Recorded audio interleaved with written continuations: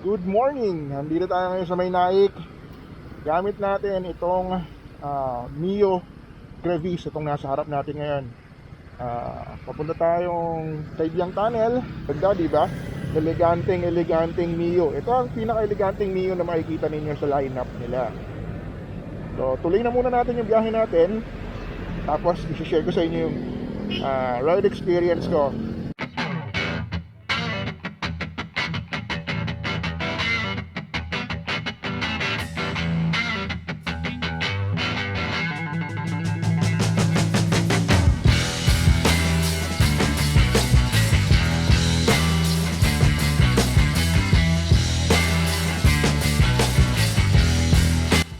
Ito ang bagong Yamaha Mio Crevice version 2. This scooter is powered by a 125cc air-cooled engine. Yung headlight is LED with a unique bluish DRL, making it different from the older version. Tires at the front is 100 by 90 by 12 and yung likod naman ay 110 by 90 by 12. At yung brakes, disc brakes sa harap and yung likod naman ay drum brake, wala pong ABS. Other distinct features are yung stop and start system na nakakatulong sa pagpapatipid ng konsumo ng gasolina. Meron din siyang charging port sa harap at yung lagayan ng gasolina ay nasa harap and yung tangke naman nasa ilalim, nasa bandang footboard, which makes the underseat storage capacity even larger. Kung wala napansin, meron pala tong hazard switch dito and sulit na sulit yung packet nito sa akin kasi nandiyan yung ibang gamit kagaya ng power bank, tapos yung lalagyan ng camera, mamaya i-switch ko doon, tapos yung lalagyan ng Insta360.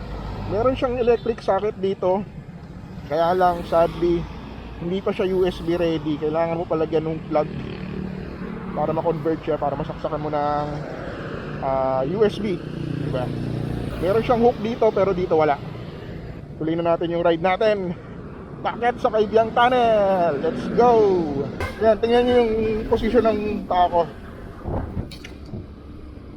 Sakto lang. Ang sapatos ko, size 11. Yan, size 11 po ang paa natin. Saktong-sakto lang siya sa footboard. Ngayon, medyo may kataasan yung footboard niya. Para sa akin, height is 5'9". Saktong upo. Upright ang position, kaya para sa akin komportable siya. Medyo maluwag naman yung leg space, maluwag, walang problema. Yun nga lang, hindi mo na i-stretch yung paa niya. Meron siyang parang stretchan ng onte, pero that's it. Ganyan, ayan. Siguro ganyan ang riding, pero wala lang, konting unat lang.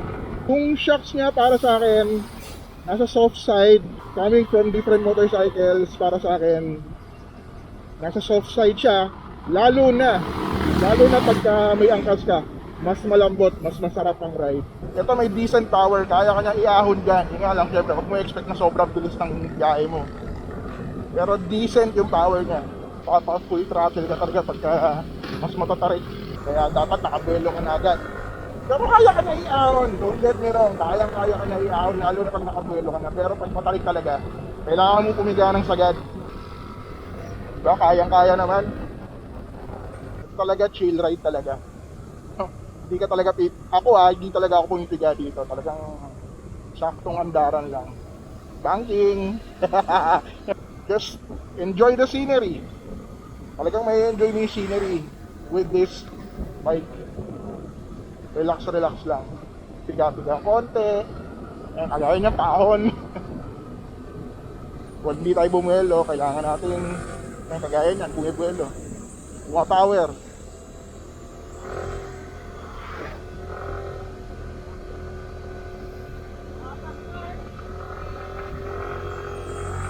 Lakas! I was able to use the Yamaha Crevice for 2 weeks. Ginamit ko siya for my daily errands like ipaghatid sundo sa anak ko, pamamalengke, pagbayad sa mga supplier. Minsan nga nilagyan ko pa ng mga pinamili namin mula sa supplier. Ginamit din namin siya ni Mrs. kasi may inasikaso kami. And the good thing about it, nagustuhan niya yung seating position dito. Malapad daw yung upuan, malambot, at saka maganda raw yung performance ng shock. Comparing sa ibang mga Mio ng Yamaha, ito na ang may pinakamalaking underseat storage or compartment. Tinesting ko lahat ng helmet ko na available dito, lahat ng full face kasya, hindi ko lang sigurado pagka yung adventure type. Regarding naman sa power, okay yung power niya, kayang-kaya niya sumabay sa mga patag na kalsada, sa mga matataas na displacement na motor. Pero pag may ahonan, kailangan bubumuelo, kaya kailangan bumiga ng mas malakas para makaakyat ka. Don't get me wrong, kaya kanyang dalhin from point A to point B kahit ahonan pa yan. Yun nga lang syempre, kailangan mong mag-effort. Regarding naman sa pagkakarga ng gasolina, para sa akin panalo yung placement nung opening niya sa harap kasi hindi mo na kailangan tanggalin. Kung may karga ka sa likod, hindi mo na kailangan tanggalin yung karga mo kasi hindi mo na ibubukas yung upuan. Nasa harap na siya. And hindi mo na rin kailangang problemahin yung tangke na nasa ilalim ng footboard kasi protektado yan. For the gas consumption, I was able to clock in around 42 km per liters nung lumayo ako and around 40 km per liters naman dito sa Manila. Will I recommend this as a daily driver? Yes, of course. Will I recommend it na panghanap buhay? Yes, definitely. With a price tag of 92,900 pesos, para sa akin sulit na to. Tingin mo ba ito na ba ang susunod mong scooter? Comment nyo naman dyan sa baba kung sa tingin nyo para sa inyo na ang Mio Gravis version 2.